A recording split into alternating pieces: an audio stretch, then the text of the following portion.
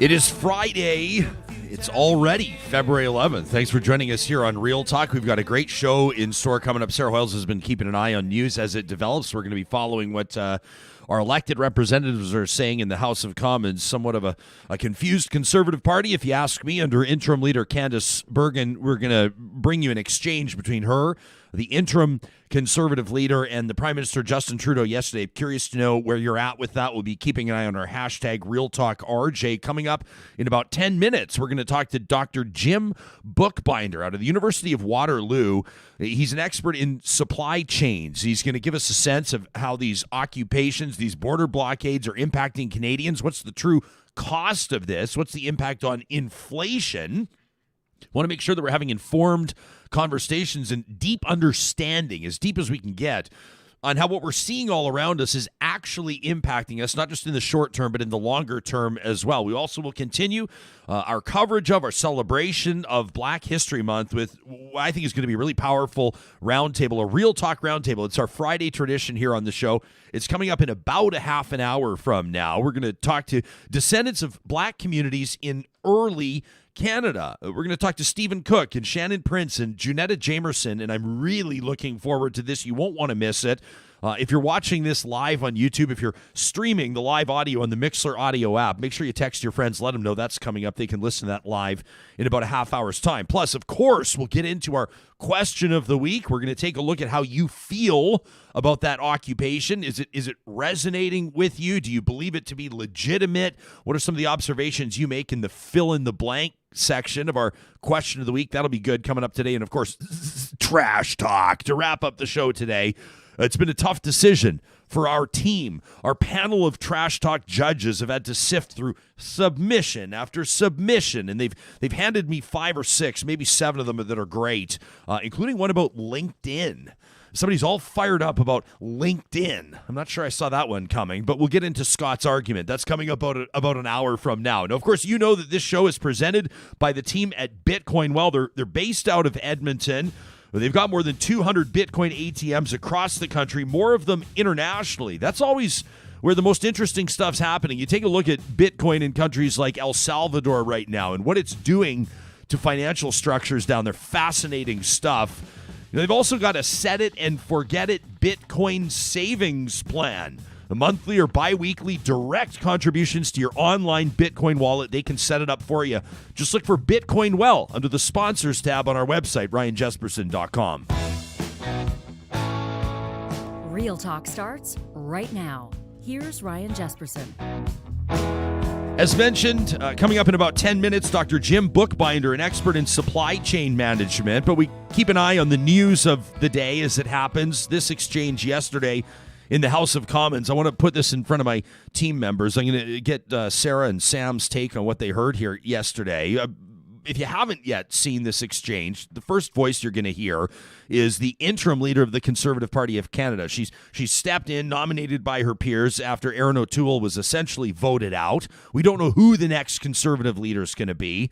A lot of people are wagering it's going to be Pierre Poilievre, but of course he's the only one that's declared, and they haven't even set the ground rules yet for the leadership race. So right now it's Candice Bergen, the MP out of Manitoba.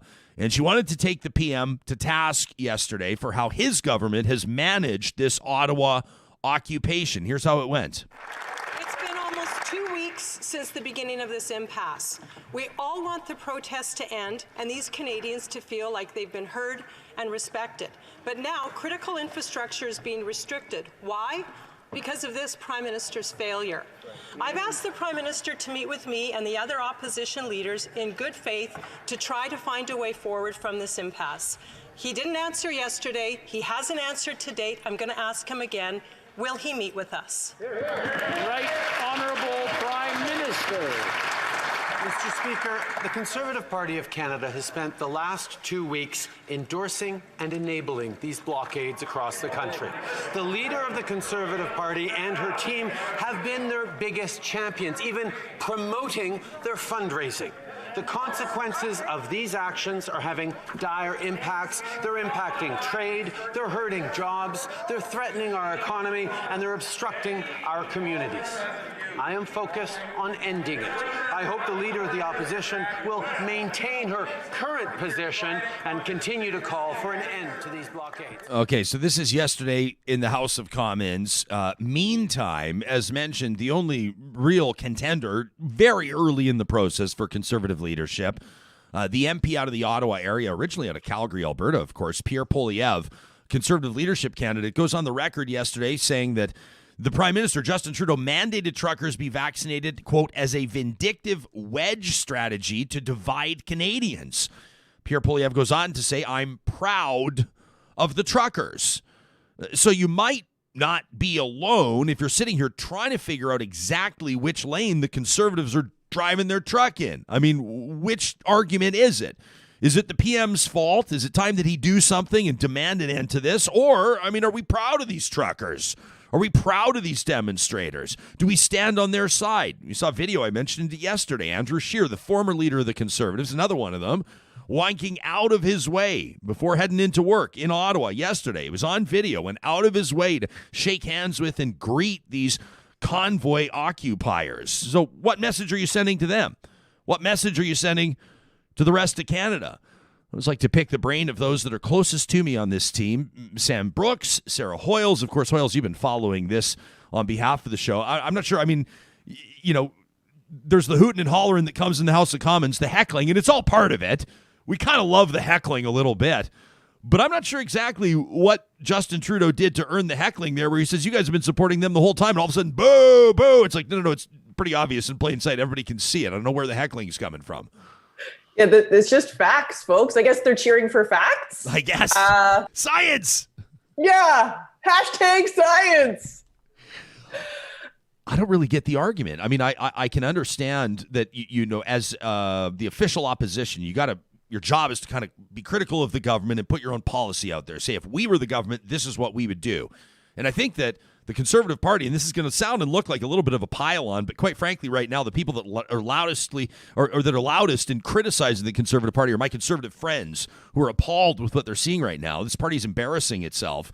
And the tone that they're taking in the House of Commons right now, that this is all the Prime Minister's fault and it's time he busted up while they're out there supporting it and patting him on the back. I mean, it's laughable to me. Yeah, I mean, I don't think that they need to just, because the Liberals are doing one thing, that they need to obviously do the opposite. Like, I don't think that needs to happen.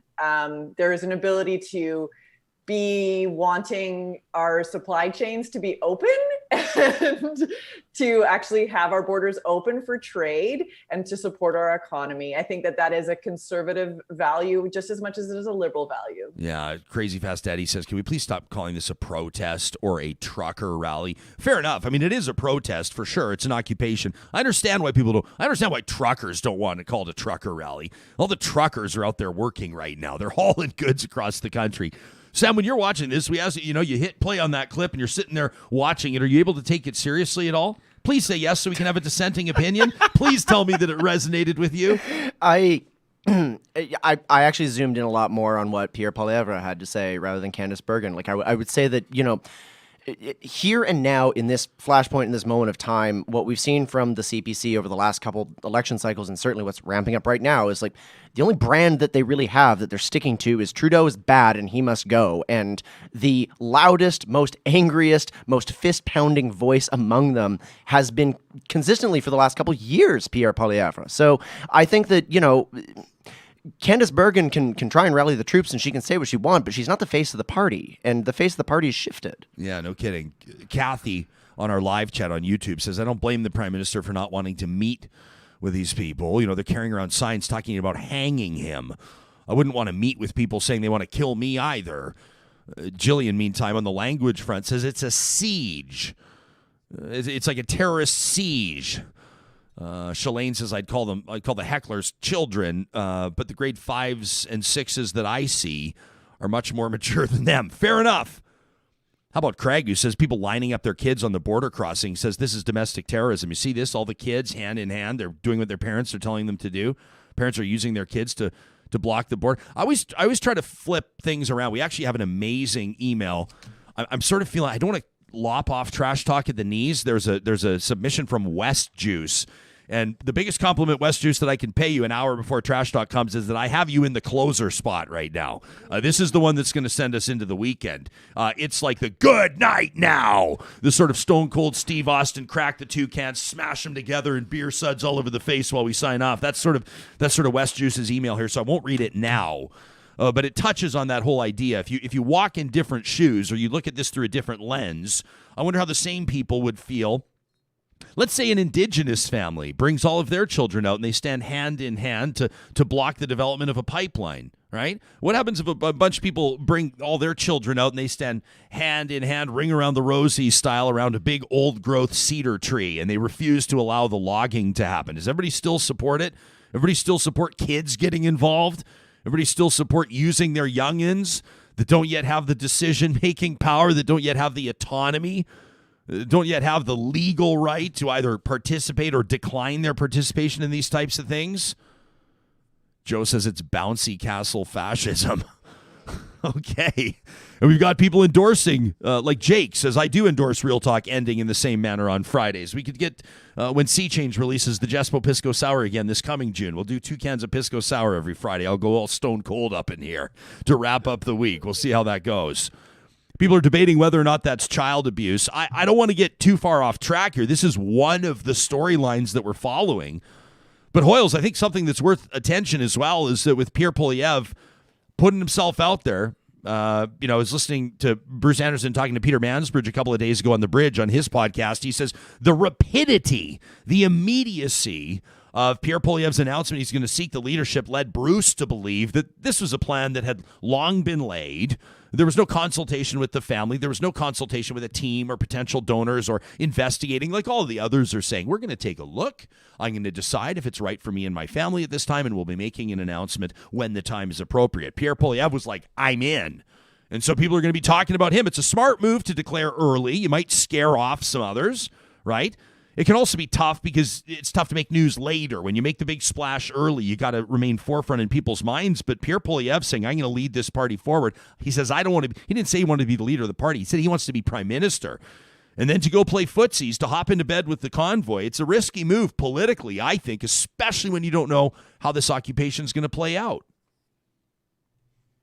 Yeah, I mean, I think it's also like being able to maintain momentum. Yeah.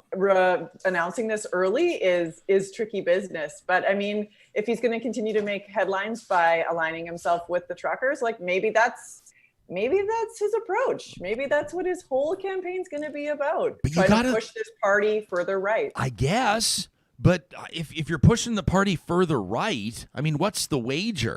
If you're the strategist on the team, you're sitting there going, did we surrender more votes in the last election? The Conservatives did all right numbers-wise, just not the amount of seats they needed. Vote-wise, they did all right. It wasn't a total flop. But do you believe that you surrendered more votes to Maxime Bernier and the PPC on the far right? Or do you think that you maybe left more on the table with regards to former progressive conservatives or centrists or people whose votes are up for grabs that might vote liberal or they might vote conservative or they might not vote? And I'd be surprised if they think that there's more on the far right they can get without surrendering. It feels like chopping off your nose to spite your face a little bit. Feels like a dangerous move. Before we move on, before we talk supply chain with Dr. Bookbinder, what's going on with the money behind this? I think everybody knows that there's been an interruption with the GoFundMe, about $10 million raised, right, Sarah? And then GoFundMe, under pressure, said that they violated the terms. They're refunding all the money, but then that number's jumped right back up again on a different platform. Yeah, they decided to take it onto a different platform. The platform is known as Give, Send, Go, and it's a Christian fundraising site. And so, yeah, the truckers have been able to raise money there. But now there has been an effort to actually petition a court to freeze access to this money. So the money has been raised yet again and now frozen yet again. What's the argument? Basically, people are just saying it's funding illegal activity. That's kind of the argument, I guess. Yeah, same as what was going on with the GoFundMe. It's like just carryover, copy, repeat. Okay. All right. We'll have an update. There's an Olympic update as well that Sarah's keeping an eye on, and you were keeping an eye on the hockey score. Do we have to say spoiler alerts? Do people are people PVRing this game? Maybe we shouldn't say anything. I think it's public news by now. Can we say, okay, well, we'll just say spoiler alert on the women's hockey score that we were keeping an eye on, Sam? A bit of a blowout. Canada stomped Finland 11-0. Was it Finland or Sweden? Sweden, pardon me. It was Sweden. 11-0. Okay, so there you go. Nice shutty for the Canadian gals there at Beijing. Curious to know where you're at on the Olympics and whether or not that's something that's taken up a lot of your time. I like when it's in different time zones. There's something special to me about being able to sit down at midnight. You can't sleep 1 a.m, 1:30, 2 o'clock watching live half pipe or live speed skating. That's pretty cool. I think one of my all-time favorite memories is the men's gold medal hockey game for Sochi. Yes. I went to my buddy's house with a 6-pack of beer and a waffle iron because it was 3 a.m, and we had beer and waffles and watched hockey. That sounds amazing. Now that's all I can think about is beer and waffles, and I'm going to frantically scramble to adjust our ad read to go straight to Friesen.com right now and let you know they do have beer in some Friesen Brothers locations. I love these ones, especially South Edmonton. That's the one where I've seen a few pints pulled. They've got some great craft beer on tap there. In their Fort Saskatchewan location, too. Go get a fresh pizza out of the oven or maybe a smash burger and a nice cold one. Or maybe you need the fresh ingredients for your waffles on the weekend. I recommend the Ivan's sausages, a perfect pairing. And of course, don't even get me started on the cinnamon buns. Friesen Brothers has a plan for those lovers out there without a plan for Valentine's Day. Coming up, and you can check out the details on Friesen.com. You can share the love of really great food with a steak and prawn dinner. February 12th, that's tomorrow. Available at select Friesen Brothers locations. Check the website for details. If you're heading out of town, lucky you, on your way to a hotter locale perhaps, why not park your car at Edmonton's International Airport? Jet Set Parking is where you can park for just $7 a day with the promo code REALTALK at jetsetparking.com. That's right, you go to the website right now. You can book your parking, your airport parking from now till the end of 2022, the end of the year. You can book for 9.5 more months with the promo code REALTALK for just $7 a day. Save by booking online at jetsetparking.com. And a shout out to our Real Talk Wine of the Month. You can check out Kendall Jackson online at kj.com. That's where you can learn more about their Grand Reserve collection. I've tried that Chardonnay. It's absolutely fabulous. And understand more about what makes this one of the most recognizable wine brands in the world still a family affair. Family owned, family run with huge commitment to sustainability. It's why they've been winning awards along those lines for years now. Kendall Jackson, you'll find it anywhere you buy fine wine. And if you don't see it on the shelf, ask for Kendall Jackson. Well, there's no doubt that there are interruptions to supply chains across the country and, for that matter, around the world. Just talk to anybody virtually in any industry, and they'll let you know it's a reality. It's a fact that they're living with. Exacerbated, it appears, by these border blockades and, of course, this Ottawa occupation. Supply chains have been used as justification for those same demonstrations. We wanted to go to somebody who knows what they're talking about on this front, and you won't find anybody who knows more about it than our guest, Dr. Jim Bookbinder, a professor of management sciences in the Faculty of Engineering out of the University of Waterloo. And the good doctor, also director of the university's research group in logistics and supply chain management. Dr. Bookbinder, welcome to the show. Thank you for making time for us. A good morning to you. Morning. Thank you for having me. Do you buy the argument that this trucker protest is in direct response to supply chain issues? Is that a valid point that these demonstrators are making? Well, they are having a real impact on the supply chain by inhibiting the cross-border flow in both directions of the components and subassemblies that are needed for automobile assembly. But no, I don't buy it that much, because if 90% of the truckers were vaccinated, as they are said to be by their industry association, then the flow of components back and forth from Canada to the U.S. and vice versa, that's there, and And so no, I don't see that's a valid reason at all. Now they're as tired as everybody else about the mandates to wear your mask and to social distance, and I've experienced that too, of course. Trying to get to know my class now, my students, now that we're back to in-person learning, and I have their photos from their student IDs, and they're useless. Everybody's wearing a mask. I can't recognize anybody from the eyes up. Yeah, I know everybody's ready for this to end. There's different opinions on what mile markers we should be looking at to determine when these policies change. Generally speaking, when we talk about supply chain and chokes there or stalls and all these delays, do we need to go industry by industry? Do we need to take a look at different regions of the world where these imports are coming from, or across the board? Is it messy right now? Well, I think you make a good point that in the news we've heard Canada's supply chain is in trouble, but really that's okay as a colloquialism, but Canada doesn't have a single supply chain.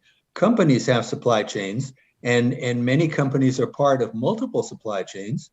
They produce a wide variety of products, and they're working with different suppliers and different transportation carriers for all of those.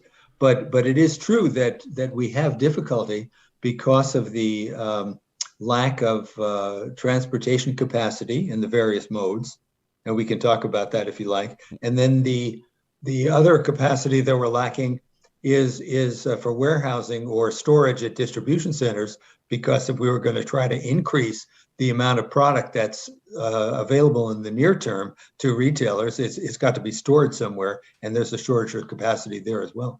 Is it possible to take a look at one factor at play and say this is the cause of all of this? Or, I mean, is it a ton? I mean, I talked to a brewer the other day, and he was telling me he's worried about the future of his cranberry sour because he can't get his hands on enough cranberries. He says it has nothing to do with COVID-19, said it has nothing to do with vaccine mandates. It has to do with those horrific conditions in British Columbia that wiped out berry crops and absolutely decimated the landscape. I mean, that's one example of many. People are still talking about the Suez Canal blockade. That was, what, a year ago? I mean, is that still having an impact?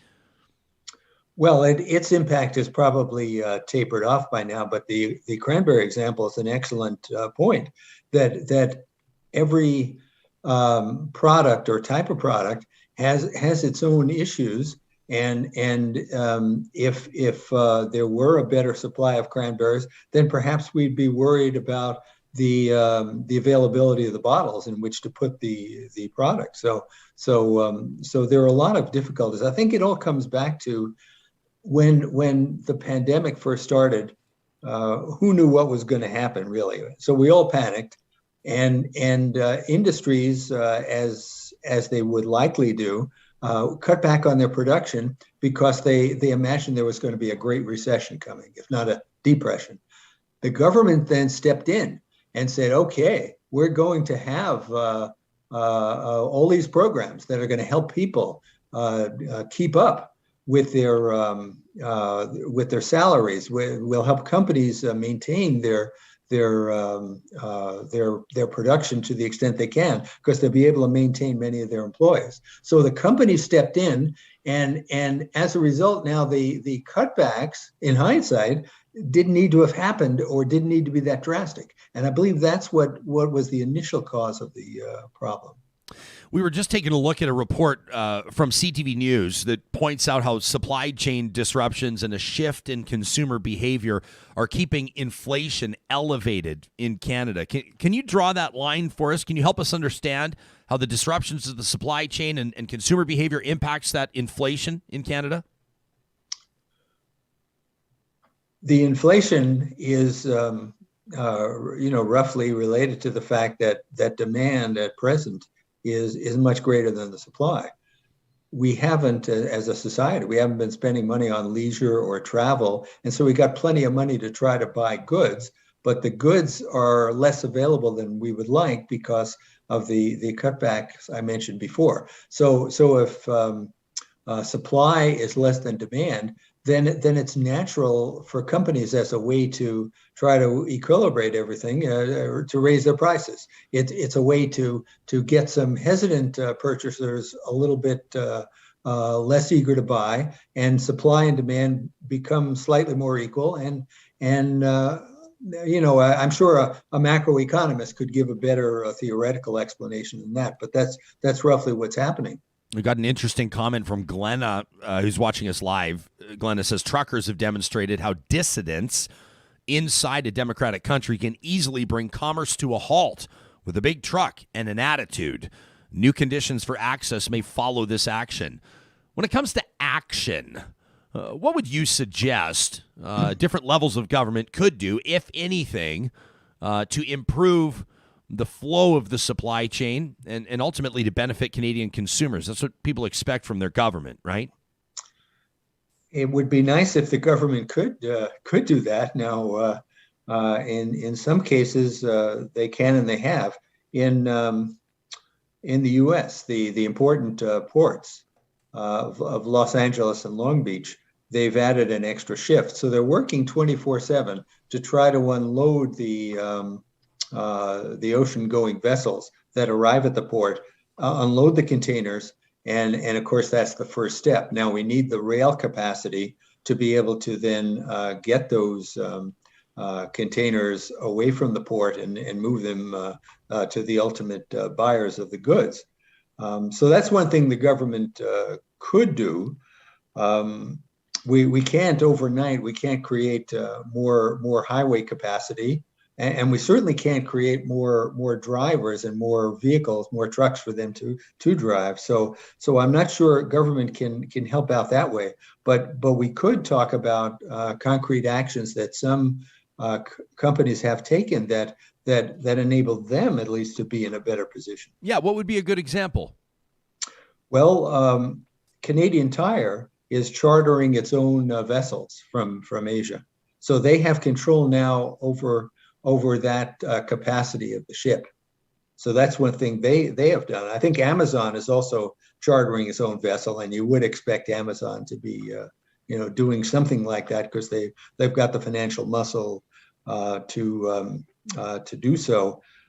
Canadian Tire has also bought an interest in a private rail yard that's a few hundred kilometers north of Vancouver. So they're able to marshal some of the rail capacity needed to move the containers eastward by having a big say in the operations of that facility.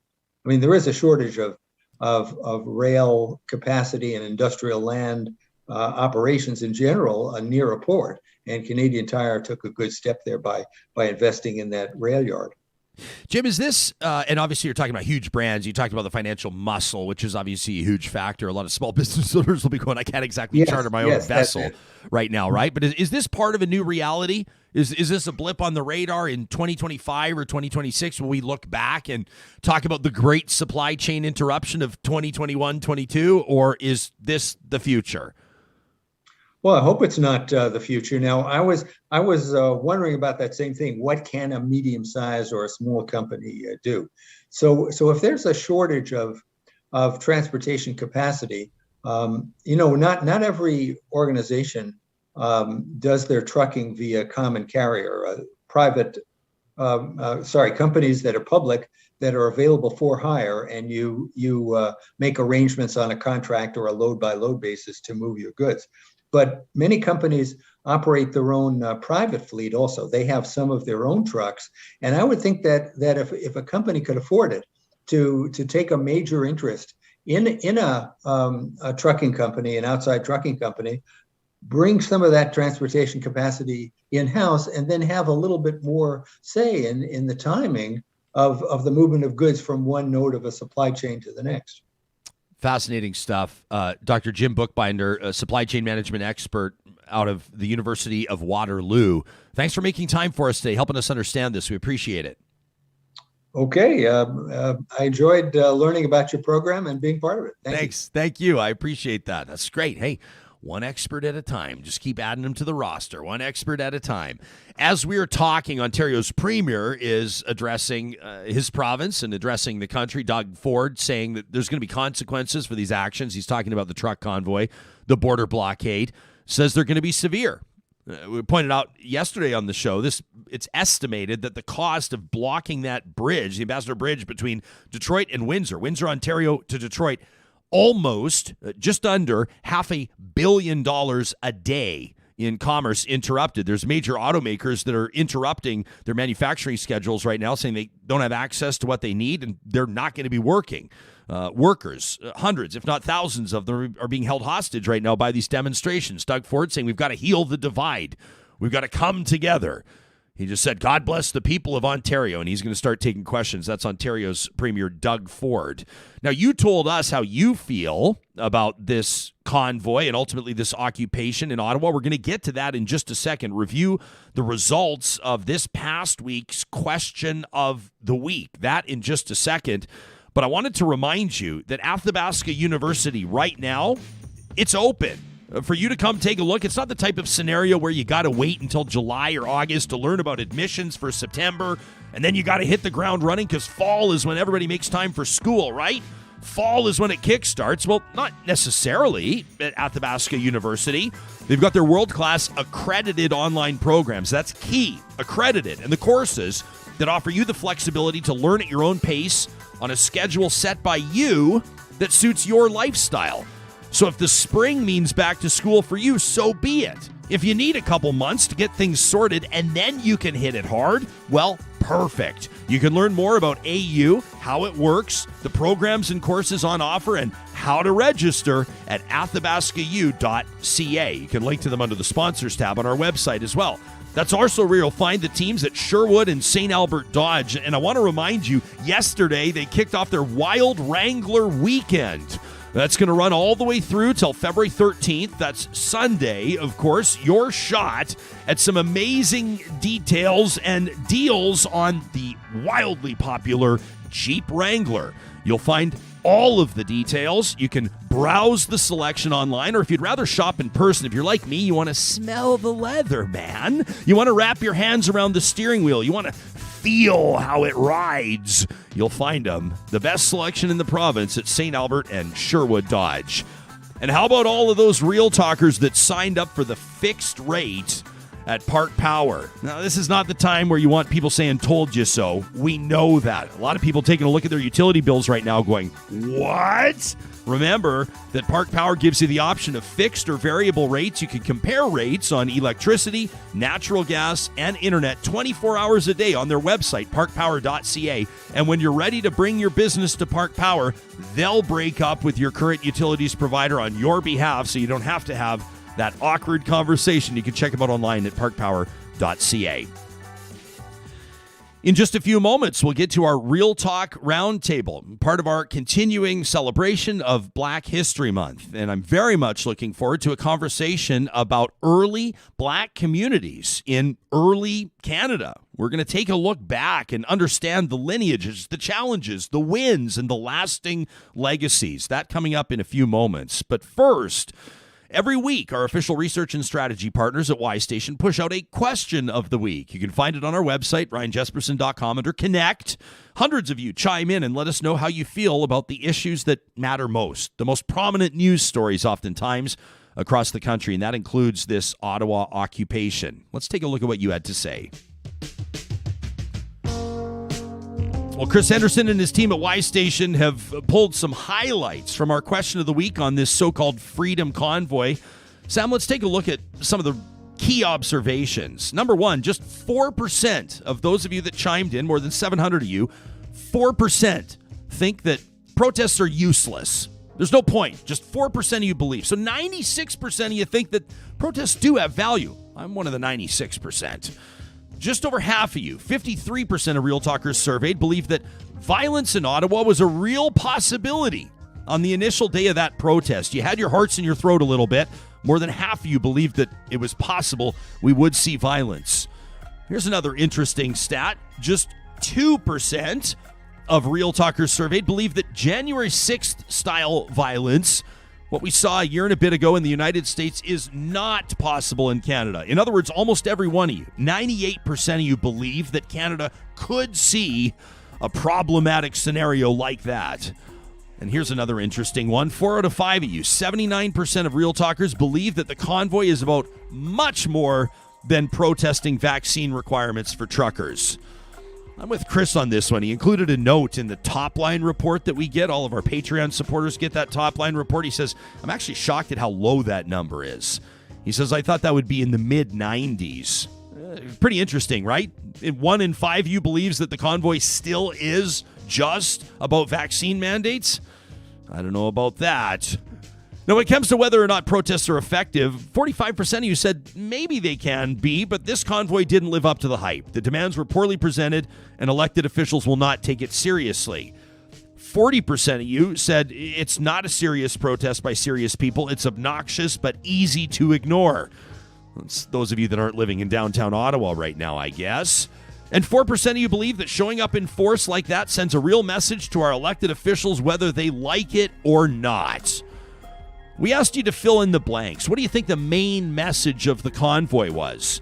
One of you said it's end vaccine mandates and end all public health measures. That's what resonated with you. We also asked you to chime in and share your thoughts on the main themes around the intent. One of you said it's pressure by foreign influences to undermine Canada's democratic institutions. Another one of you said it's lashing out against the unfairness of a changing world. Another said it's a fundraising grift by organizers. Another one of you said to express white supremacist, racist, fascist, and anti-immigration rhetoric. And we ask you anything else, sort of a fill-in-the-blank way to wrap up the question of the week. Some of you breeze on by. You take your 90 seconds, you fill out the survey. We appreciate it. Other ones of you, well, you put in a little more time. Like this audience member that said half of Canada's truckers are immigrants, including many who are visibly non-white. None of those truckers were present for this protest. It was a narrowly self-selected group. I know someone's going to tweet a photo to me of a non-white trucker involved in the convoy, but I digress. That's someone else's comment, not mine. Another one of you says, I fully support protests. It's part of democracy. What I don't support is violence, racism, and disrespectful people. These types of views exist in the minority of the population, but we cannot wash our hands of it. Another one said, I'm tired of living in the pandemic. Everybody is. And there are some legitimate issues and concerns that need to be addressed, but this is equivalent to a toddler's tantrum. Hopefully now these folks have it out of their system. We can all get back to working hard and looking out for everybody else like so many have been doing all along. And signing off, one of you simply wrote, honk, honk. Thank you for that. Our Patreon supporters have the full top line report in their email inboxes. We sent it out yesterday. And a reminder that our current question of the week is up right now on our website. Go to ryanjesperson.com, click on Connect, and then Question of the Week. It takes about 2 minutes, and we're asking you how you feel about the province of Alberta scaling back COVID-19 restrictions. Restaurants, theaters, kids unmasked in schools. How are you feeling about it? I'm curious to see if the responses here will line up with my unofficial, unscientific Twitter poll from the other day, where we saw virtually 30% splits. A third of respondents, unscientifically, said, we're great with it. Let's go. Let her buck. A third of you said, feels a bit soon. And a third of you were, quite frankly, pissed off. So participate in our question of the week, and we'll be reviewing that early next week, courtesy of our research and strategy partners at Y Station. Well, February is Black History Month, and we're proud to feature conversations that allow us to understand more and in more full fashion about the history of Black people in Canada, that's communities, contributions, and lasting legacies. And what an honor to welcome this edition of the Real Talk Roundtable. Stephen Cook is a fifth-generation Canadian descended from the Underground Railroad refugees fleeing slavery in Ohio County, Kentucky. He attended Carleton University School of Journalism and the broadcast radio course at Fanshawe College, beginning his career at Uncle Tom's Cabin Historic Site. Ultimately, as a summer student in 1987, now curator of the museum since 2000. What a story. Shannon Prince is the curator of the Buxton National Historic Site and Museum. She's a sixth-generation descendant from the Elgin settlement. And my friend Junetta Jamerson is a descendant of Amber Valley, a part of the Black Women United YAG, an advocacy collective whose mission is to the protection and advancement of Black women and girls. A warm welcome to all three of you, and thank you for making time for us today. I want to start with a general question. Shannon, what does Black History Month mean to you personally? Thank you for having us all here today. It's a variety of things. You know, I think one of the things to me is a time to really commemorate and honor and recognize all those amazing Canadian, Black Canadian trailblazers and those incredible achievements they made throughout their lives. I think it's time that they get some recognition for what they have done. It's a time where we need to really honor all of those people, past, present, and future. But it's also a time to really look at how far we have come, but there's still so much more work to be done. That sort of thing. But also, I don't think it should stop in February. It's one of those things where people celebrate February, Black History Month, but as soon as February 28th rolls around, it's like, okay, we're done. But it's an ongoing, you need to celebrate it 12 months of the year. It does not need to stop. It needs to be continually supported and honored, because there's so many wonderful stories that need to be told and shared with how we have not only helped shape these amazing communities, but also the country that needs to be recognized. Well, I'm looking forward to deepening our understanding of these communities in particular, and then the bigger picture, that widened out view, like you're alluding to, Shannon. Stephen, let me ask you the same question. I mean, what a cool story. You get involved at this Uncle Tom's Cabin Historic Site in 1987 as a summer student, and it's virtually been a huge part of your career since then. You obviously have an appreciation of history, and clearly I know that that's something that's very personal to you as well. What does Black History Month mean to you? I would echo, first of all, thanks, Ryan, for having us. Appreciate being here. We love talking about Black history whenever we get an opportunity. So this is a fantastic opportunity for all of us. I'll echo everything Shannon says. Now, you have to understand, Ryan, Shannon and I talk multiple times a day. Her museum's about 45 minutes from mine, so we are in constant contact. So we really think alike, if I could say that. But I love this opportunity to share the story more broadly with visitors that reach out to us, especially during Black History Month. We know that we've got to rest up in January, because as we get closer to the end of the month, people are always realizing, Black History Month is coming in a couple days. We better reach out and see what's going on.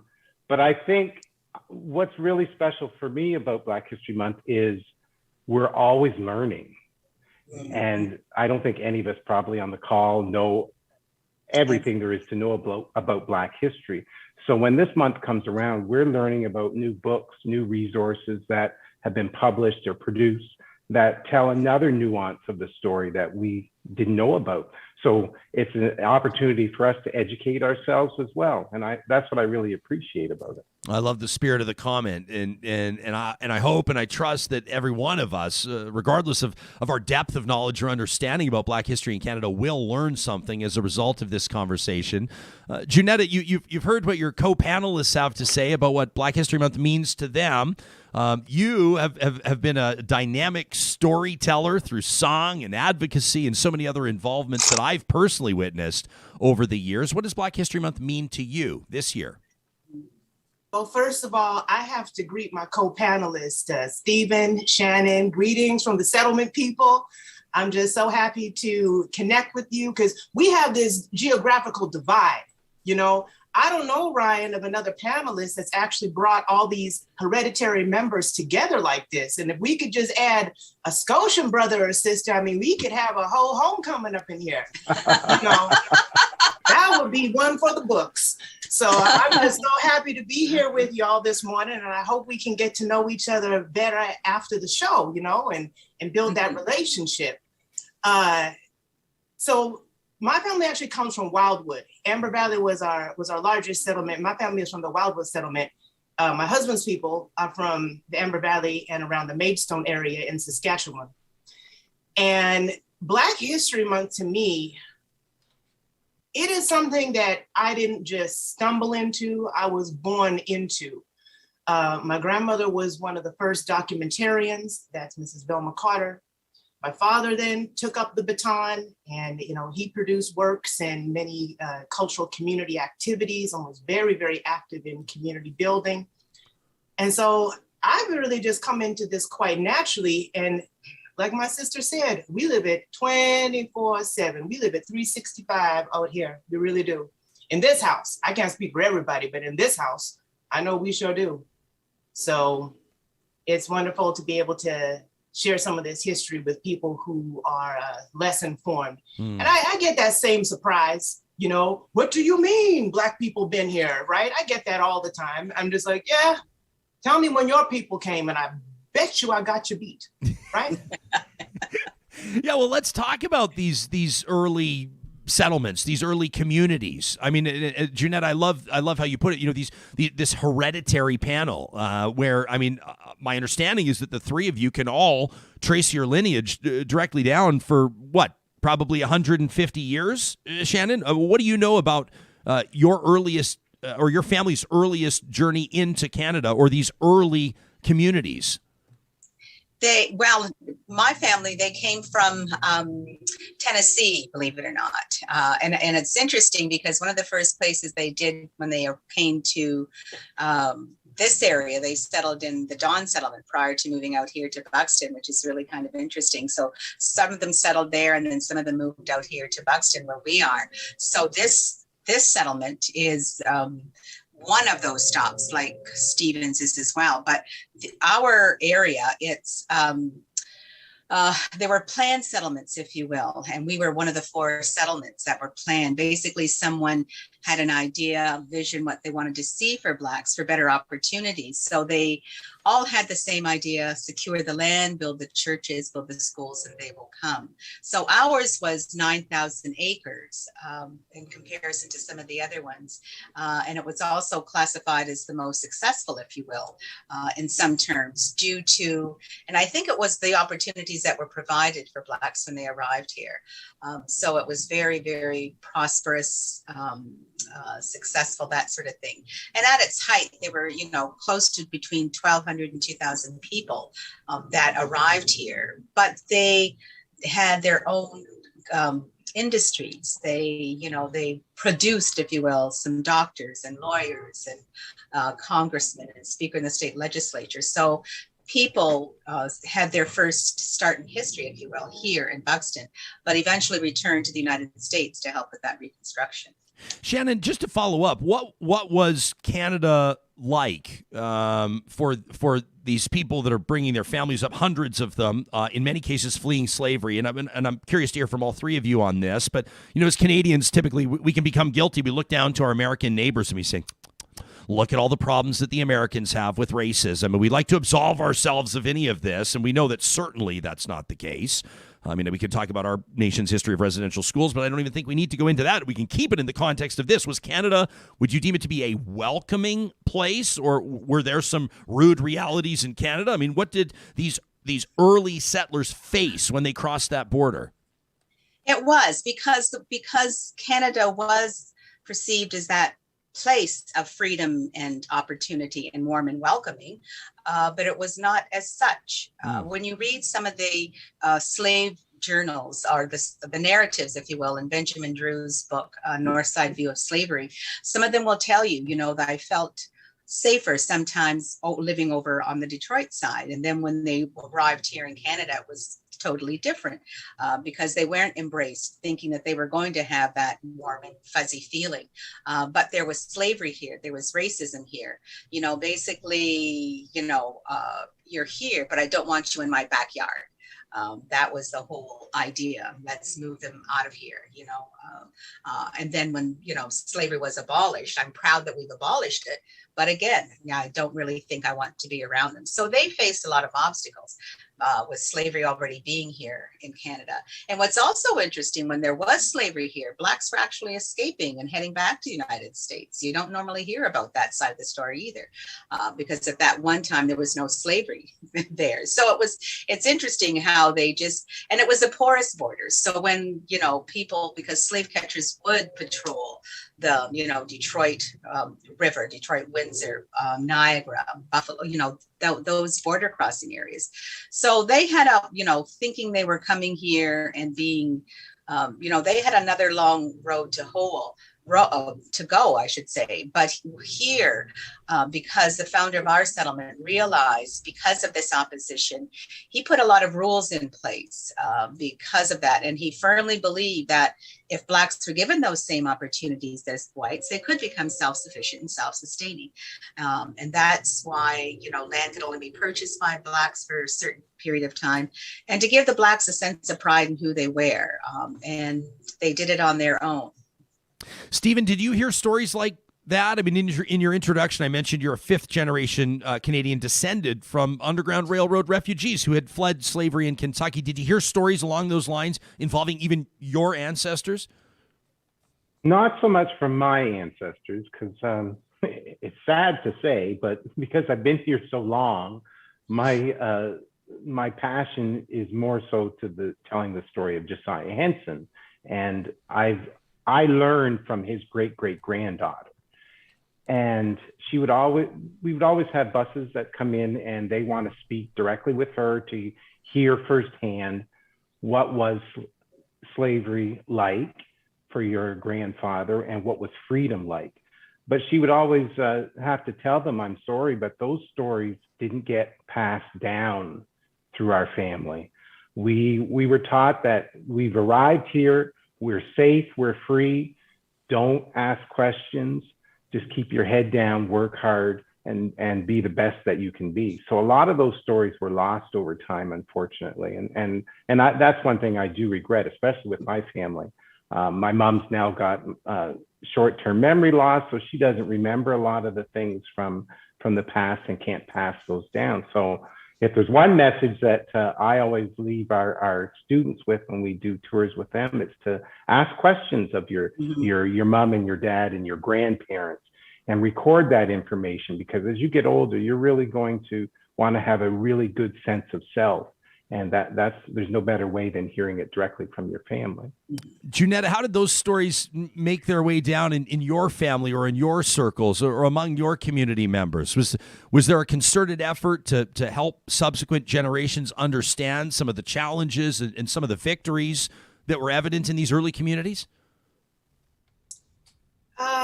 To a point. When it comes to what we actually went through whilst in the southern United States, like you've heard, that wall of silence really did go up. And that's a trauma response, right? That's what happens when something was just so impactful and painful that the only way that you're going to push on and build something new is to compartmentalize and forget. Right. And when they say, no, we just got to leave that there, that's a whole mental compartmentalization that was then taking place. You hear the same in Holocaust survivors. Well, this was our Holocaust. And the word for it is the MAFA, MAAFA, which is the great disaster. Right. That's the translation. And to relive the great disaster over and over and over again, that's just a form of self-torture, right? So to keep hope alive, to think in terms of creativity and building something new and using that part of your brain, you really do just have to leave that on the shelf. So for that reason, we didn't hear a lot of those enslavement stories. However, sometimes there is just physical evidence that told the story to you. And I know with my husband's great grandmother, his girl cousins, will share with us, she was up in her elderly years and they would go in and visit, great grandmother Jackson, and would be giving her like a sponge bath, to only discover that her back was just covered in scars from a whipping, right? with a bullwhip. Of course, they're not going to learn the conditions and the circumstance in which that assault went down, but there it was. And one of the cousins referred to it just as this tree all across her back. So we had some very tangible reminders sometimes in our families. Shannon, I'm just watching your body language as you hear Junetta speak, and I can deduce from that you've heard stories like this more than one time. Well, you know, I guess when we were talking earlier, because like, you know, you guys have already said about some of those stories, they didn't want to share them. And I guess when I was talking about generality about the people, that when you read some of the narratives of them as opposed to what mine as well, because they didn't want to talk about it either, you know, but you do read some of those in the journals and the diaries and those horrific experiences that they had encountered. And then, you know, sometimes even they will say, no, we don't want to do that. We don't want to talk about it. You can see in their faces sometimes when things would happen, and it's almost like it's resonating and they're taking something back. But I can't even fathom what they had to endure to make it here. But like, you know, Steve was saying, we need to share those stories now, because when we go to ask our family or aunts, you know, and they're like, no, I don't want to talk about it. It's past, it's done. But they're out, those stories are out there. It's just a matter of going to numerous repositories to uncover them. And it's very disturbing at what you find sometimes. Junetta, we mentioned your involvement in Black Women United YEG, YEG, this advocacy collective, committed to the protection and advancement of Black women and girls. How much does the history of these settlements in these communities factor in to your advocacy work today? How relevant and important is an understanding of that history through the years? The history absolutely informs this work. The history is this work, I'll say, because I know the history here. I'm a product of the history here. What I also can tell you is that we are looping. We are looping in terms of the experiences and the outcomes that Black women and girls experience here in this province. You know, and for me to have lived long enough to see that some of the same conditions and experience that going back 100 years could permanently alter the trajectory of a Black woman's life are still encountered today. And perhaps not by my people. We have a lot of African immigration now, but it's happening to them. They might not know exactly what's happening to them and where it's coming from, but I do. And the women that I work with can analyze it. So the history has a very living reality in the experiences of just, you know, what you may encounter. And it's really our mission to begin to change that. You know, at some point in time, these cycles have to be broken. These systemic realities have to be broken. Why? Because we've lost too many. We've lost too much potential that, guess what? Our community actually needed. We needed them. So that's how it informs our work. So you've got an engaged audience of thousands of people that are going to hear this, and people that aren't afraid to be change makers and difference makers and to impact their community and to understand that it starts in their own sphere and then it ripples out. So speaking to an entire audience, Junetta, where or how does that work begin, present day? Well, we have a concentric circle model. So you said, you know, it starts, you know, close and then spreads out. And the concentric circle model that we work with is to really get the practices, the theory and the practices. You must have both, right? We see a lot of people running around with just the theory and don't have the practice. That's kind of disastrous. But to really, whatever your ideology or whatever your cause is, you must marry the both. And if you want to actually approach change making in an authentic way, you have to pioneer and perfect those practices even within the small circle that you work with, those within your immediate reach. You know, we hear that little cliche, you have to be the change. Well, you actually do, because what you don't want to do is just come to a group of people who are impacted by an issue, okay? Which means there might be some trauma there. There might be some real vulnerabilities there, and just start bleeding all over those people, you know, because I'm still wounded. I still have some things that I've carried that have made me care about the issue.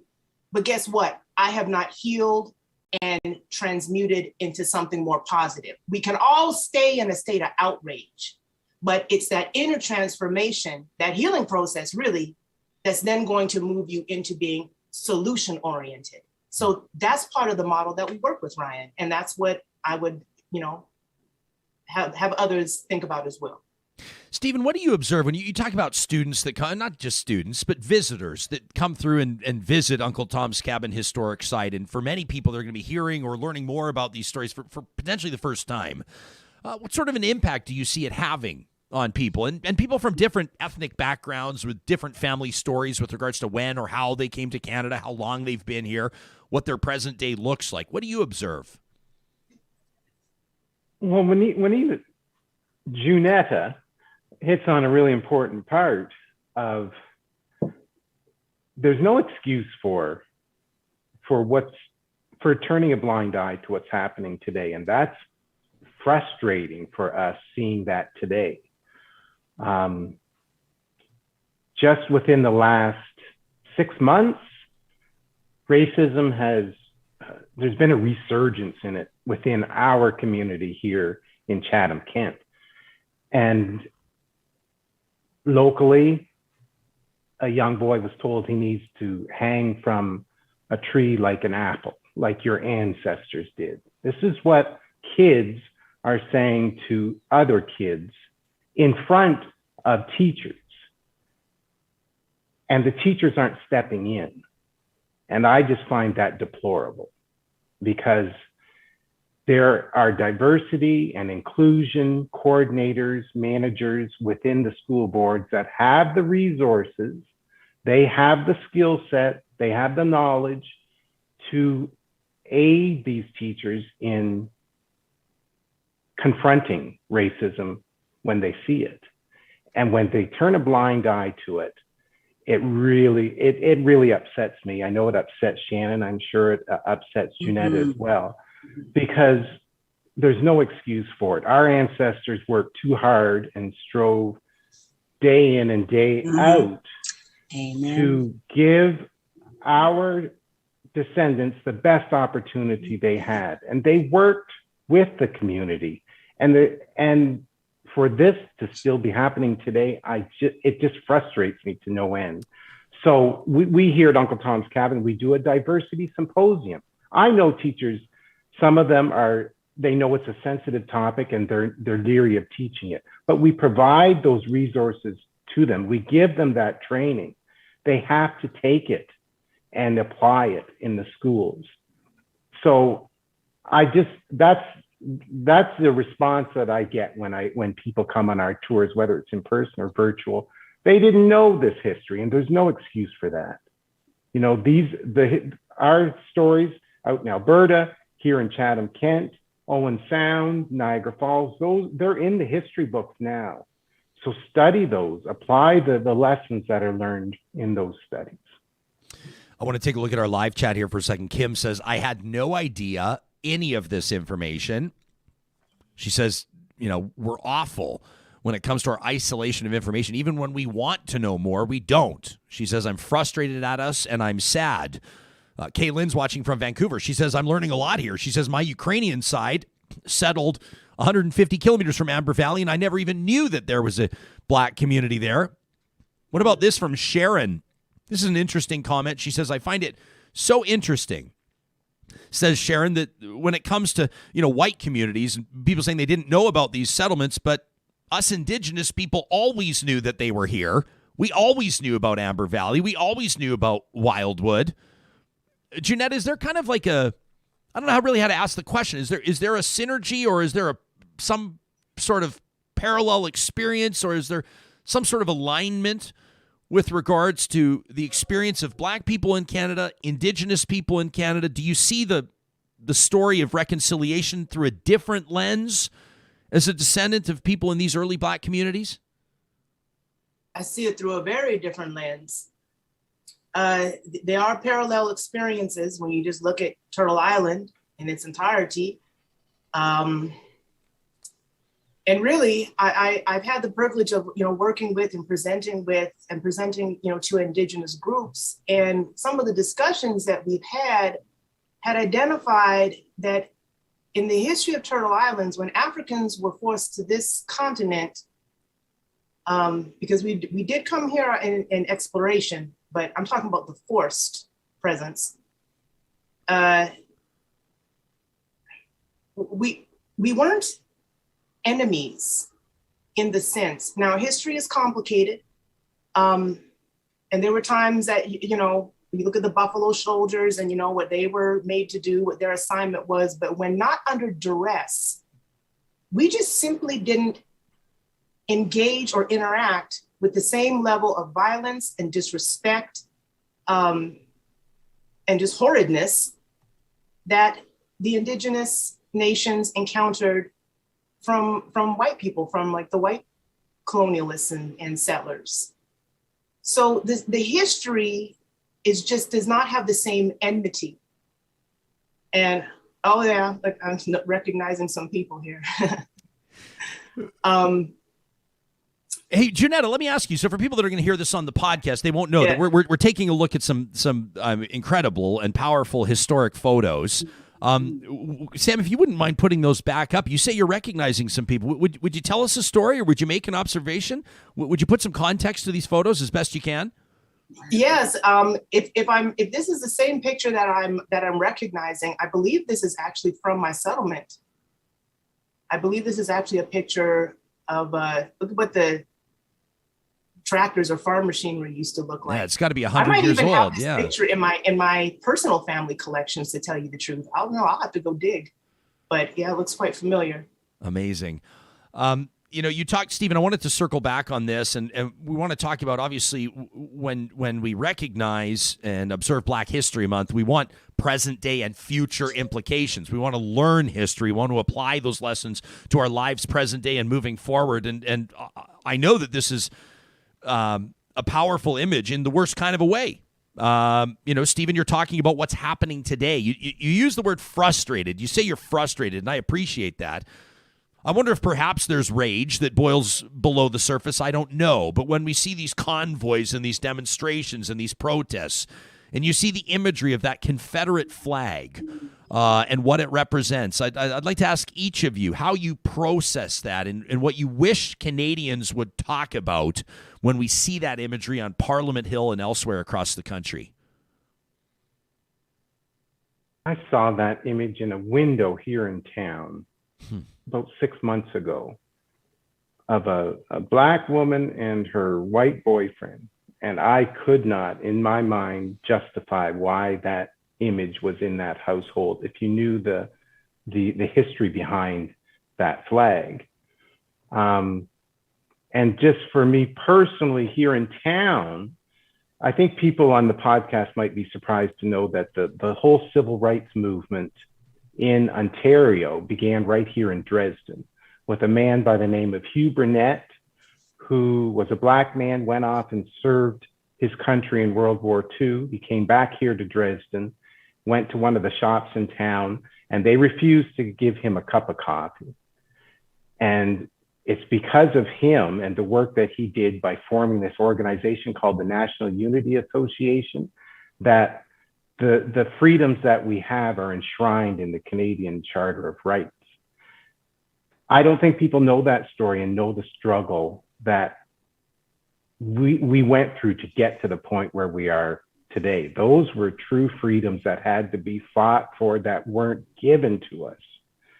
And to know that at that time, people here in Dresden, the businesses, 95% of them said, no, we don't want to have to serve Black people. To know that was the general consensus in town, that is enraging. And when you see that racism still happening today, that there's just no excuse for it. And that is what really gets me upset. And what really bothers me the most, Ryan, is that I picture myself as a young Black student in the high school or the public school today, and somebody's saying you need to hang like an apple or chase you around the yard with the sticks whipping at your back, saying, this is what your ancestors had to endure. I can't understand. It bothers me that we weren't taught that history. And we didn't see ourselves in the history books back when we were in school in the 1980s and 1990s. So when we graduate and we learn about these stories of Hugh Burnett, and we say, good Lord, we have so much to be proud about. And this history was hidden from us. That really upsets me. So I think that's, for me personally, that's what I want to rectify that. And that's why we reach out to the schools time and time and time again to give them these tools so that they can teach all students growing up what the nation building looked like. And in reality, it was all of us working together. Nation building. Shannon, I can tell that what he's saying is resonating with you. Oh, Lord, yes. Yes. Everything that he has said, it's just 100% true. My grandparents were part of that organization as well. And talking about going in uniform, my uncle, the same thing in his uniform. Here I can fight for the country, but be darned. No, you can say it, Shannon. You can say whatever you want. Okay, be damned if I'm going to give you a cup of coffee. Yeah. And it was sad. It was really, and like Stephen said, we're standing on the shoulders of giants and greatness, and people don't understand the fact that because they have not experienced that. They have not had that door shut in your face. They have not gone to, taken your child to a restaurant and have some high school students sit beside you and say, I'm not sitting beside them ends, and it's like, okay, yeah. And then now you're getting me upset. That's not my goal. That's not what I endeavor to do. But we try. Let me go off on you now. Yeah. Well, Shannon, let me tell you, we try to approach every show and every morning from a place of passion, and sometimes that comes from positivity, and sometimes that's rooted in fury. And there's nothing wrong with that, because I think both can have an impact. It is, and there's a lot of education to be done, and you think that we've come so far with educating, and then you step back, and and I think with the murder of George Floyd and the Black Lives Matters, that really opened up people's eyes, but it took that long for them to understand. It's like, wow, this is not right. So but now it's just gone from one extreme to the other, and now we're reverting back. So like Stephen said, Junetta, we've got a lot of work yet to be done. When we talk about that, and I'm glad that you brought up George Floyd, and I mean, our live chat is there's been an ongoing conversation here as we're talking, and people are processing their own stories, and Ahmaud Arbery, and people. People are talking about Viola Desmond on the Canadian $10 bill and the story there. And there have been high points and low points. And obviously the Black Lives Matter demonstrations last year, hundreds of thousands, millions of people in North America and elsewhere around the world gathering in solidarity and demanding better and insisting that Black Lives Matter. People across different spectrums of socioeconomic status, ethnic background, and otherwise. Junetta, did it have a lasting impact? I mean, to be honest with you, I remember being down at the Alberta Legislature grounds. There's about 14,000 people down there, they estimated, chanting Black Lives Matter, hearing unbelievably powerful addresses from people, hearing people share personal stories, and looking around and feeling in a very emotionally charged sense a real community. And then I think of an image, I see a big pickup truck making its way downtown Ottawa with the Canadian flag and a Confederate flag flying, and I have to wonder what country this is, where somebody like that can literally fly a symbol of slavery parallel to the Canadian flag, to the maple leaf, and get away with it quite frankly. And I try not to become discouraged. I try to channel how that makes me feel into conversations like this. But how do you process that? Well, that was a moment in time, and yes, everyone was at the height of their emotions, right? It was an emotional outpouring, and it was a venue, the rally that you referenced, for which people could then express those emotions. But the moment passed. The moment passed. And what we've seen on the societal level is, in fact, the pendulum then began to swing quickly in the other direction. And I actually knew that was going to happen. I've studied this, and I know that backlash, you just have to start setting your clock for it. There's a countdown clock to backlash. So no, I did not see any kind of real change.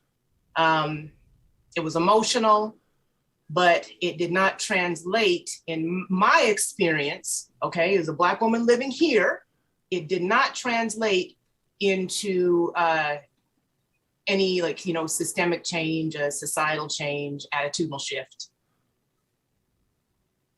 This is a really great comment. I appreciate this from Maria, the insight. She says, not only are people flying the Confederate flag alongside the Canadian flag, but they're also conflating it with freedom, which is particularly offensive. I want to ask, and we don't wrap up every roundtable like this, but this one, I think there will be particular value for each of the three of you to leave us with something to walk with, something to consider. It could be good advice you received. It could be a small story. It could be a challenge. But I want you to give us something to walk with, not just through the remaining 17 days of Black History Month, but moving forward in perpetuity. Shannon, I'll put you on the spot first. What's something that you'd like us to walk with? Oh, dear. Oh, there's so many things. I think, start with what is in your backyard, wherever you live. Seek out that history. Because there's so much rich history. Because I tell people, because they're always saying, so where do I begin? So here in our area, go to the museums, go to those resources, the repositories, because they have, we have so many, we have a plethora of information. Start there and reach out. You need to really understand our history, because this is not just Black history, my history. This is our Canadian history. You need to know the whole story. So if it's one thing you do this month, you need to really do some reading yourself. Challenge your students, challenge yourself to read one book. Like in schools, for instance. Like they will read Shakespeare. So maybe read some books by. Or poems by Toni Morrison, or, learn about the people that have shaped Canadian history, like the story of Viola. There's so many rich things that are out there. When you're talking about scientists, does it have to be a white scientist? Really explore who we are and your roots. But I think they really need to dig deep to understand where we have all come from and who has helped shape in this great Canadian mosaic that we all live in. But we need to understand our history. So well said. Stephen? I would say put yourself in an uncomfortable situation. Put yourself outside of your comfort zone, whether it means reading a book like Shannon's suggesting, or visiting a site of another ethnicity that you don't know a thing about. You have your perceptions of what that culture is like, but you really don't know. So put yourself in an uncomfortable situation. Meet somebody of another race. That's the thing. People think that they know the Black culture because of what they see on the news. But do you know your neighbor? Do you know that Black person in town? Do you know their story? I'll guarantee you, if it's a Black person and you go up to them and introduce yourself and want to have a conversation, you'll be met with open arms, because we are welcoming people, and we want to tell our story and share it with you. So don't be, just put yourself outside of your comfort zone would be my recommendation. Wise words. Junetta, to you. So I guess my message is to any Black people, African descended people who are listening to this episode. And my cultural community here is in the last stages of assimilation. And the post-mortem analysis on that tells me that was maybe not the wisest choice when presented with an array of options of how to survive within a white supremacist overculture. I do not advise it.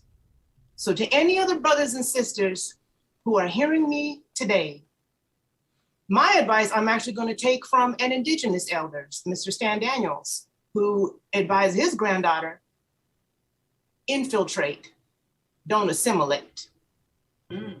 What that means is you can take your place in society, you have a place in society, but do not turn your back on your own cultural roots. Do not begin to think and internalize assimilation, which the definition of is adopting the culture of the dominant group with the belief it is better. It's not better.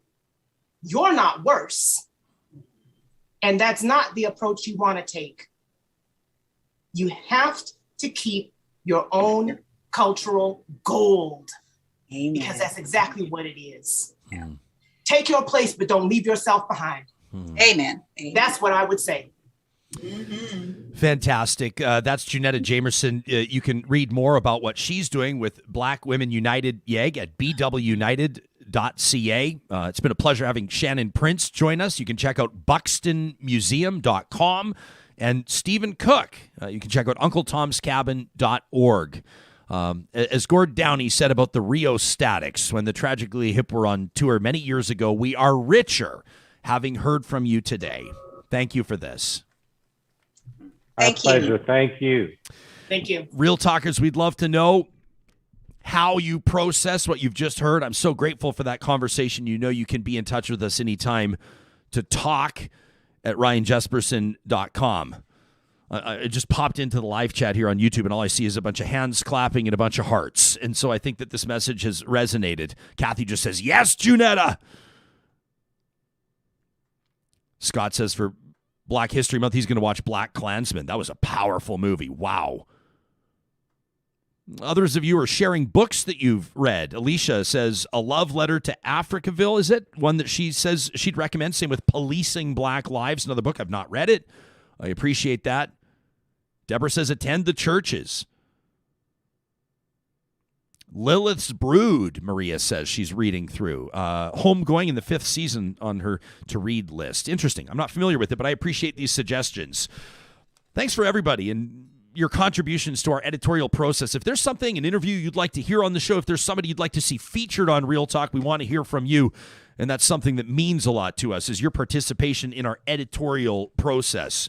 I want to remind you about this conference. It's fast approaching. A little later on this month. It goes February 22nd through the 24th. It's the 13th annual Growing the North Conference. Your opportunity to explore, innovate, and grow at the annual conference where municipal leaders, entrepreneurs have opportunities to explore economic development opportunities and innovation in Northwest Alberta. You can expect keynote presentations, breakout sessions, networking opportunities, including tourism, innovation, and leadership. They've lined up Joe Jackman of Jackman Reinvents, the world's foremost reinvention company. How cool is that? And Danielle Vlemix from Strategy Research and Communications Travel Alberta. Learn more about how innovation is factoring into tourism. That's just one example. You can learn more at growingthenorth.com. That's also where you can get your tickets. A reminder, it kicks off. It's 3 half days back to back to back starting on February 22nd. We talked about supply chain earlier this show.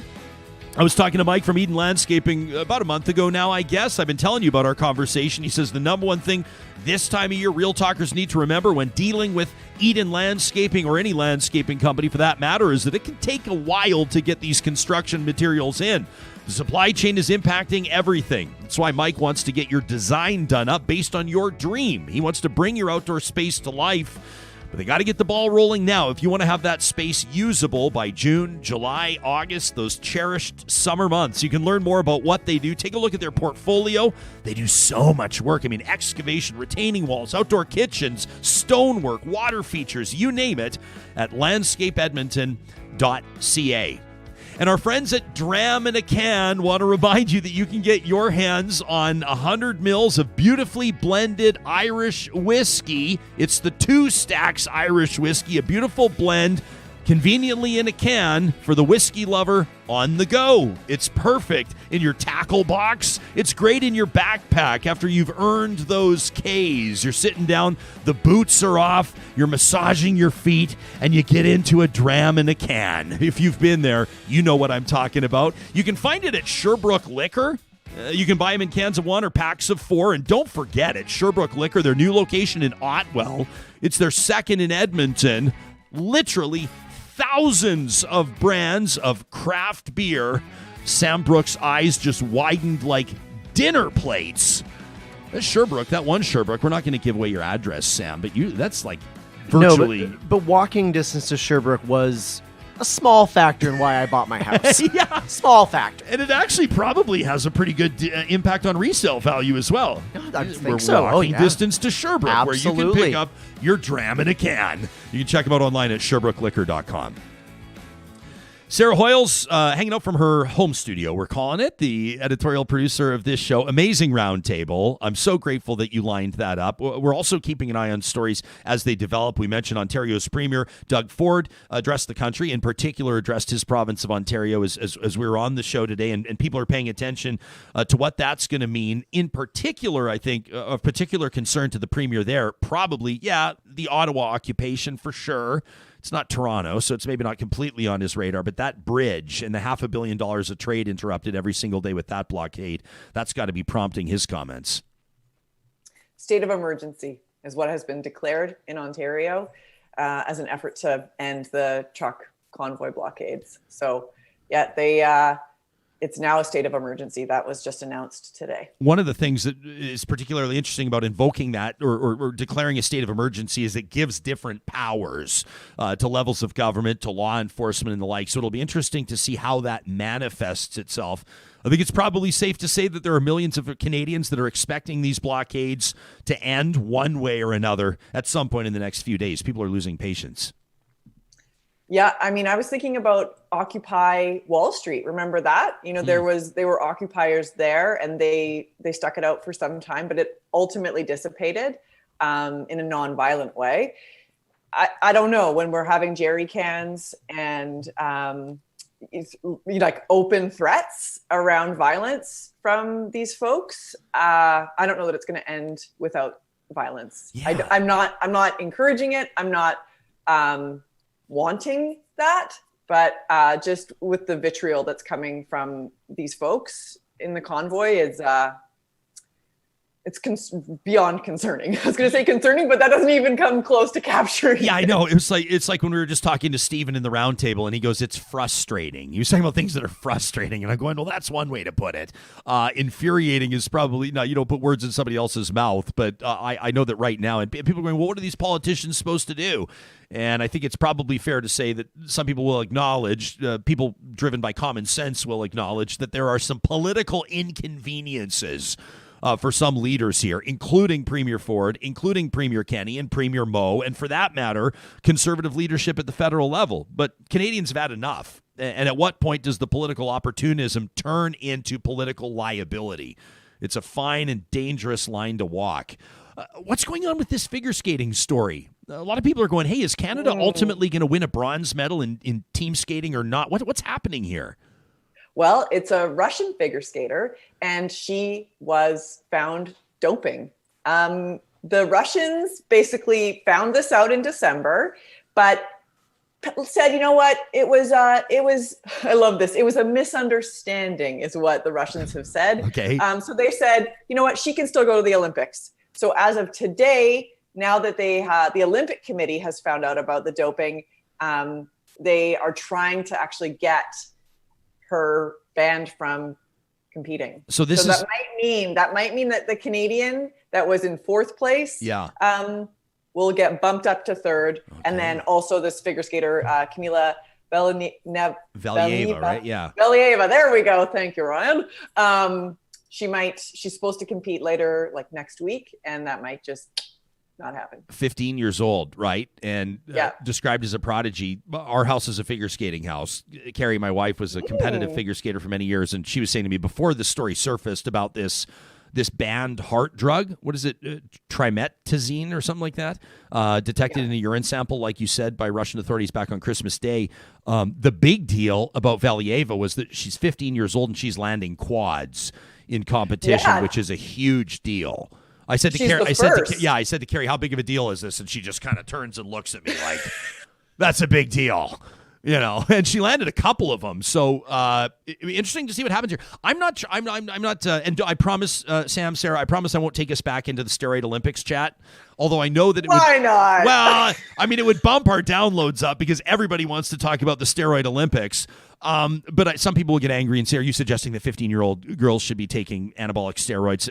Well, I mean, not totally. But I will say this, that when it comes to doping, or when it comes to stories of these let's say, alleged drug offenses in the Olympic Games, there are different levels. Can we acknowledge that? I mean, like, some athletes will get busted because, they should know better, and everybody says Olympic athletes always know what they're putting in their body, but sometimes you say, well, this may have been something that came along with Sudafed.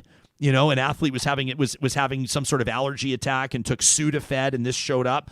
There's Ross Regliati that, remember, cannabis detected in his system back when he won in Nagano in 98, I think it was. Ross won it's hard to think how long ago that was. Gosh. Remember the gold medal, and everybody thought, well, is cannabis a performance-enhancing drug or not? And ultimately he said he must have breathed in some secondhand smoke at a goodbye party in Whistler before he went to the Olympics. You look at Ross now and Ross's Gold and his whole cannabis company. I'm not sure it was secondhand smoke, but I digress. I'm not sure that pot helps you achieve excellence in snowboarding or not. And then you've got, Sarah, like the full-blown doping, the like Ben Johnson, eyes bugging out of his head, massive, the era of the massive burly sprinters and the shot putters and that sort of a thing. And there are, when I look at this and you feel for this 15-year-old in a way, I don't know all the facts, I don't know the full story, but you wonder, was it like doping, or was it just a mistake? Was it a medication she was prescribed or took inadvertently she didn't know about? You know what I'm saying? I take a look at these stories on a case-by-case basis, and I'm not a doctor, but you sort of try to analyze them case by case. Well, she is actually one of the youngest Olympians to ever test positive, so she is very young. I also think of like who is in her circle of influence. Yep. So if she's being told that she needs to compete, and she needs to compete at a high level, and she needs to bring it home for Russia, I mean, Vladimir Putin takes a lot of pride in the Olympics, and Russian athletes have been known to use substances. So to me, I'm kind of like, did she even have a choice to take it? I don't know. Yeah. I think that there's a lot of things at play that we don't know yet, and we will hopefully find out more. Yeah, no kidding. And that's well said. Kim PG signed, she says, Ben Johnson just broke my heart. I literally remember where I was when we heard about Ben Johnson. I was sitting around the kitchen table in my buddy Jeff Jansen's house, and his mom, Dina Jansen, answered the phone on the wall. Remember, we used to have phones on the walls with cords attached to them, kids? Really long cords. Really long cords. So you could go from through 3 rooms with one phone. I would always admire the families that the cords weren't like twisted and bent and busted up. There was always like that one family where the cord just hung neatly and perfectly. I was always the one that got all twisted up and tied, and I talk with my hands and I'd be jammed in. But I remember hearing about Ben Johnson and that he'd been busted for steroids, and it was like a punch to the gut right? And then just a couple of years later, the double whammy, the Magic Johnson, the HIV story, and just these were like childhood heroes, and just being so devastated for Magic Johnson, who, by the way, has gone on to live like you'd never know. What a remarkable story that was. I digress. I'm getting way off track here, but there are those moments in sport or pop culture or otherwise where you just remember where you were at. Curtis chiming in says, Carl Lewis cheated too. Totally. That's the whole point of the steroid games, is you just go, well, everyone's just going to cheat, so open her up. Do whatever you like. Mike goes, how do they even still allow Russia to participate in the Olympics? Well, they're not now, right? It's the ROC, the Russian Olympic. It's still Russia. What a joke. I don't know. Does that punishment even actually mean anything? I guess what? No. They don't get their flag. They don't get their anthem when they win. Yeah. Right? That's it. But nobody cares about that. They don't care about that. They're still at the Olympics. Do they care? I don't know if they care. Maybe, Hoyles, you can get a Russian athlete on the show. Maybe you can let us know if they care or not. And then they'll magically they'll have to be ones that, aren't going back to Russia. Yeah, exactly. Yeah, I know. I don't know why I'm laughing. That's actually horrible. Okay.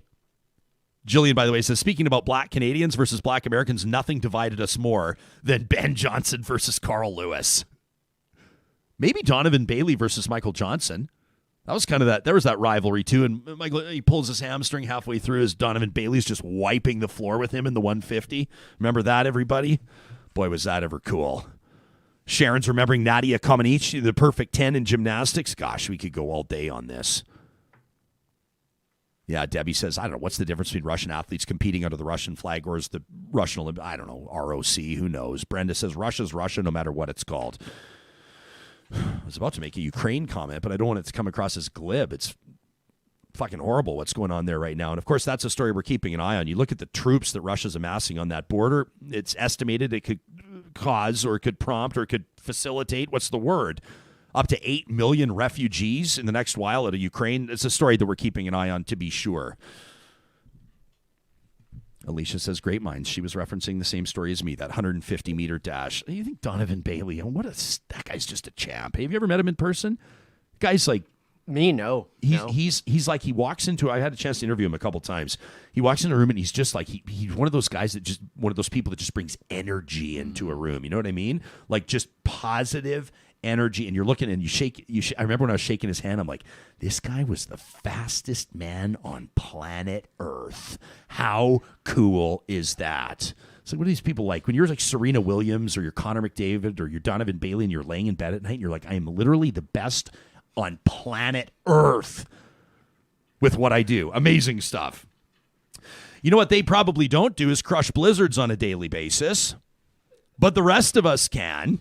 And if you're in the mood to crush a blizzard today, may I recommend that you get it from the Dairy Queens of Northwest Edmonton and Sherwood Park. They've got amazing Valentine's specials going right now. They've got like the Valentine's themed blizzards. I've seen them all. You can make your own or, of course, go with the house recommendation. And then, of course, they've got those Dairy Queen cakes. If you've left your Valentine's planning to the last minute, why not leave it to the folks that have been doing it best for years? And those are the teams at the Dairy Queens of Palisades, Nemeo, Newcastle, Westmount, and Baseline Road in Sherwood Park. You make sure you let them know that Jespo sent you. I was keeping an eye on Kubi Energy's page at kubienergy.ca. One of the first comments this morning on our live chat, right when we went live at 8:30 Mountain Time, I saw you say, I saw a Kubi truck and trailer on the road today. You'll see them all over the place. They've got their Tesla-certified teams doing installations across Western Canada. It's because they got 2 offices based out of Edmonton and Kamloops, BC, and it also means that they're hiring right now. If you're a journeyman electrician, if you're an apprentice, or heck, if you've just thought about a career in the innovative industry that is solar and sustainable energy, Kubi would love to hear from you. You can learn more about their spring hiring blitz right now at kubienergy.ca. I also want to give a shout to our friends at Grand Dog Essentials. I've been telling you about this tray that they've got. They got these new trays. You go to shop now at granddog.ca. You can see the beef dog food, the chicken dog food, those supplements I've been telling you about. Our boxer Moses gets a supplement every day for his joint and mobility issues, and I see it working. But these Mine Pet Platters are what have changed the game for us If you want to have your dog unleash an instinctive eating behavior, you want to see about the natural feeding territory, you can learn more about these pet platters and how they work on the website, and then have it delivered to your door. Remember, they deliver Edmonton, Calgary, and Central Alberta on a weekly basis, and the promo code REALTALK gets you 10% off your first-time order at granddog.ca. I talked to Chris Labossiere yesterday. You know him and his team at Local Waste. They've been keeping it local for more than a quarter century, still family-owned. And I'm saying to Chris, can I make the announcement about how the company's growing? And he goes, well, let's wait for the official news release. They're continuing to expand their footprint, offering construction, commercial, and residential waste and recycling collection across the prairies. You can request a quote in Alberta or Saskatchewan today by visiting localwaste.ca. You know, another way that Local Waste delivers every Friday right here on the show, they give us an opportunity to blow off a little steam, to say what's on our mind, to express it in a way that catches folks' attention with the volume turned up to 10. It's a tradition we call Trash Talk.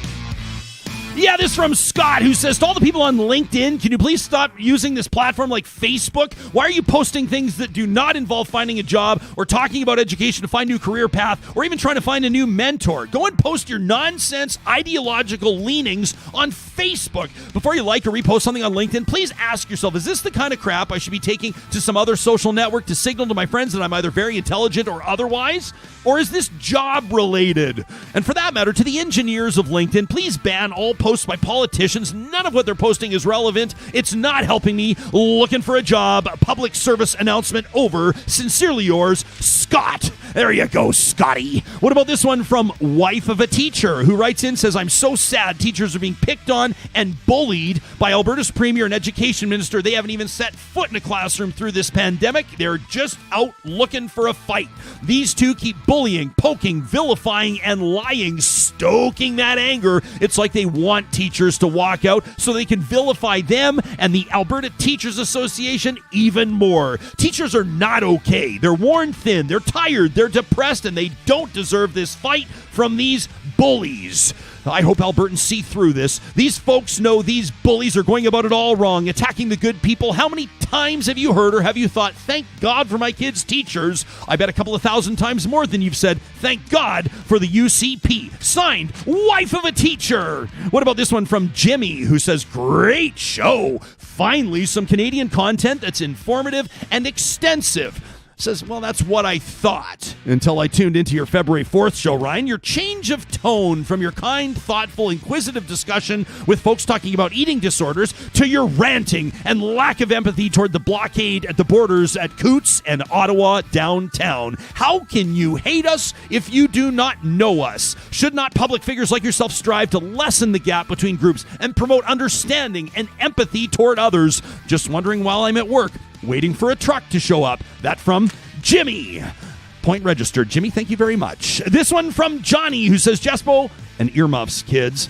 Big time earmuffs, kids. I'm sick and fucking tired of people thinking their political party of choice is somehow morally or ethically superior to other parties. How oftentimes have we heard, my party cares about healthcare, yours doesn't. My party cares about the economy, yours doesn't. My party cares about the environment and jobs and education and freedom, and yours doesn't. If you've ever thought these things about your chosen political party, you've been duped. Don't feel bad, though. We've all bitten off a little bit of that at some point. You have to remember they are masters at getting us to believe this shit. Granted, some individual politicians may have deep and legitimate convictions about these issues, but don't kid yourselves. Political parties care about two things and only two things. Number one, getting fucking elected, and number two, staying fucking elected. Johnny says, dutifully planting your flag at one end of the spectrum for one political party is destroying our ability to see past the bullshit they're all shoveling down our throats every single day. No more for me. My vote is up for grabs every election, and it's about time politicians started earning it. That from Johnny.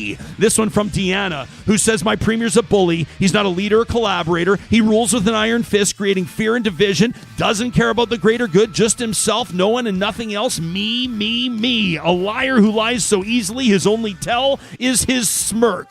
Deanna says, I've lived in Alberta for 40 years, and I've never felt afraid for my future until now.